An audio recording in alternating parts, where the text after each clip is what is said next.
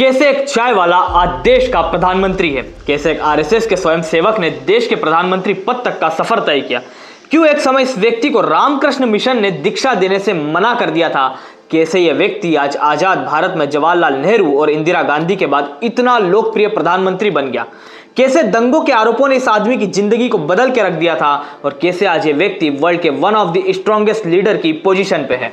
Hello, मेरा नाम है अक्षय और इस वीडियो में हम बात करेंगे गरीबी के जंजाल से निकलकर दुनिया के सबसे बड़े लोकतंत्र के नायक बनने वाले भारत के प्रधानमंत्री श्री नरेंद्र दामोदर दास मोदी के जीवन और उससे जुड़े संघर्ष की।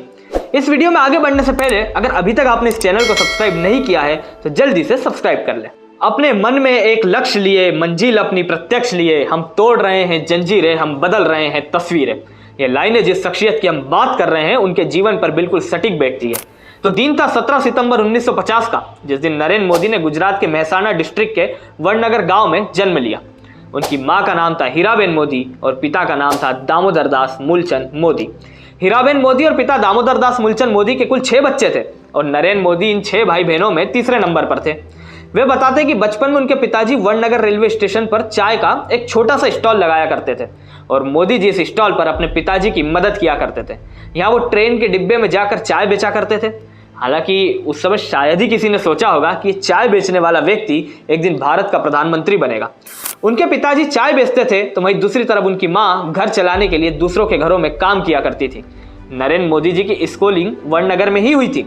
पढ़ाई में वे एक साधारण स्टूडेंट थे, लेकिन उनको थिएटर और स्पोर्ट्स में भाग लेने का बहुत शौक था। भले ही उनकी जेब खाली हो, लेकिन उनका दिल और दिमाग हिम्मत से भरपूर रहता था। वे बताते हैं कि उनके स्कूल के पास ही एक झील हुआ करती थी जिसमें वो अक्सर खेलने जाया करते थे। एक बार उनको वहां मगरमच्छ का बच्चा मिला जिसको बहादुर से उठाकर वो घर ले आए, लेकिन माँ के समझाने पर उन्होंने उसको वापस झील में छोड़ दिया।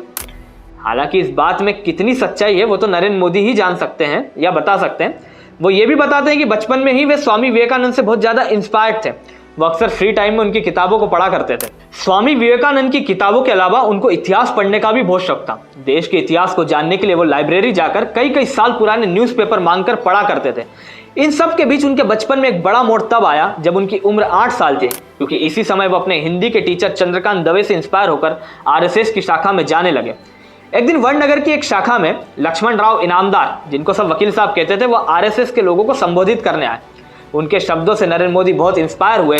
इसी दौरान 1962 में इंडिया और चाइना के बीच एक युद्ध छिड़ गया।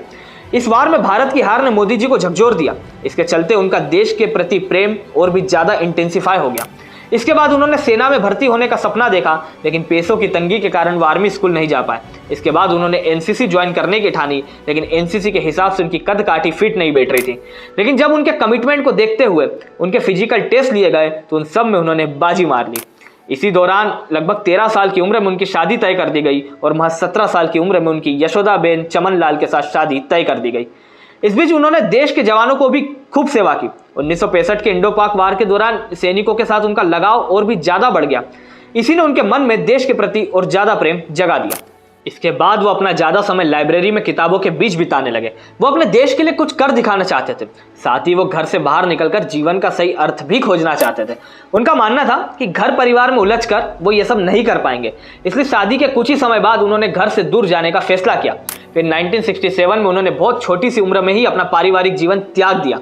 आगे जाकर उन्होंने अपना नाम अनिकेत भी रखा। अनिकेत यानी जिसका कोई घर नहीं।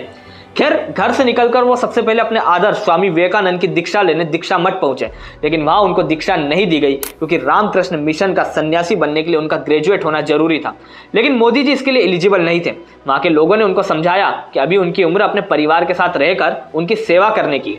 इतनी कम उम्र में इतना कठिन जीवन ठीक नहीं है, लेकिन उन्होंने तो ठान लिया था। वहां से निकलकर लगभग 2 साल उन्होंने नॉर्थन और नॉर्थ ईस्ट इंडिया में ट्रेवल करते हुए गुजारे। कोलकाता से नॉर्थ ईस्ट और वहां से अल्मोड़ा और उसके बाद केदारनाथ, फिर वहां से दिल्ली, राजस्थान और फिर राजकोट से होते हुए गुजरात की ओर गए। फिर 1969 के आसपास वो वडनगर में फिर एक बार वापस आए। उनके जाने की वजह से उनके घर में दुख और शिकायत का माहौल छाया हुआ था, लेकिन उससे पहले ये इमोशंस उनको कमजोर करते मोदी जी एक बार फिर सबसे विदा लेकर अपनी तलाश में निकल पड़े। इस बार वो सीधा अहमदाबाद गए। यहाँ पर कुछ दिन उन्होंने अपने मामा की चाय की कैंटीन में काम किया। इस दौरान उनका आरएसएस के रीजनल हेडक्वार्टर में आना जाना लगा रहता था। वहां उनकी मुलाकात एक बार फिर वकील साहब से हुई और यहाँ से उनकी आरएसएस की यात्रा शुरू हुई।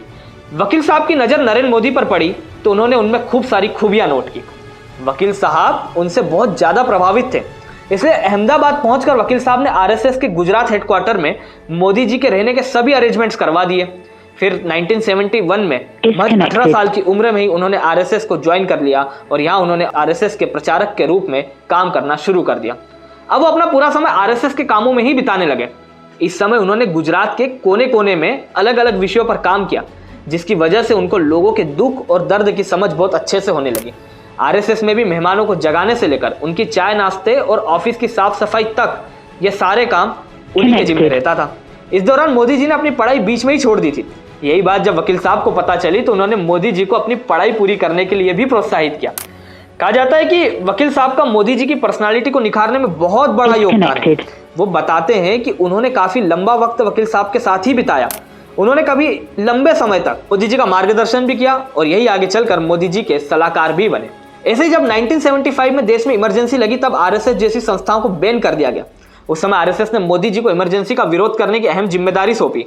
उन्होंने अपनी इस जिम्मेदारी को बखूबी निभाया। उसके बाद उनका आरएसएस में ओहदा पहले से कई गुना बढ़ गया। फिर 1978 में उनको आरएसएस का रीजनल ऑर्गेनाइजर बनाया गया। कुछ समय सूरत और वडोदरा में काम करने के बाद 1979 में उन्हें आरएसएस की दिल्ली ब्रांच में भेजा गया।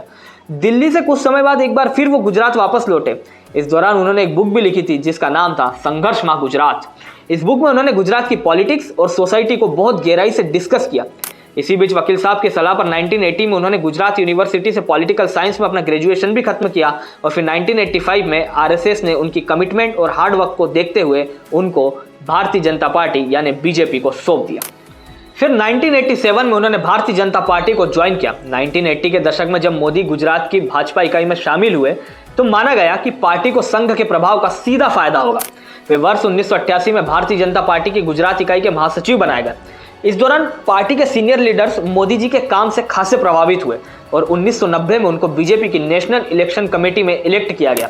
अपने इसी रोल के चलते 1990 में उन्होंने लाल कृष्ण आडवाणी की भव्य रथ यात्रा का शानदार आयोजन किया। इसके बाद उन्हें उस वक्त के बीजेपी अध्यक्ष मुरली मनोहर जोशी की एकता यात्रा का संयोजक बनाया गया। ये यात्रा दक्षिण में तमिलनाडु से शुरू होकर श्रीनगर में तिरंगा लहराकर खत्म होनी थी। इसके बाद वो भारतीय जनता पार्टी की ओर से कई राज्यों में प्रभारी बनाए गए। मोदी को 1995 में भारतीय जनता पार्टी का राष्ट्रीय सचिव और 5 राज्यों का पार्टी प्रभारी बनाया गया। उन्होंने गुजरात के स्टेट असेंबली इलेक्शन में बीजेपी के लिए एक शानदार स्ट्रेटेजी तैयार की और इसी के चलते 1995 में बीजेपी ने गुजरात असेंबली इलेक्शन में मेजोरिटी के साथ जीत हासिल की।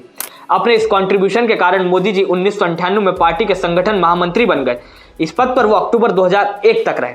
2001 में जब गुजरात में भूकंप के आने से 20,000 लोग मारे गए तब राज्य में राजनीतिक सत्ता में भी बदलाव हुआ। दबाव के चलते तत्कालीन मुख्यमंत्री केशुभाई पटेल को अपना पद छोड़ना पड़ा। पटेल की जगह नरेंद्र मोदी को राज्य की कमान सौंपी गई और इसके बाद मोदी ने कभी पीछे मुड़कर नहीं देखा।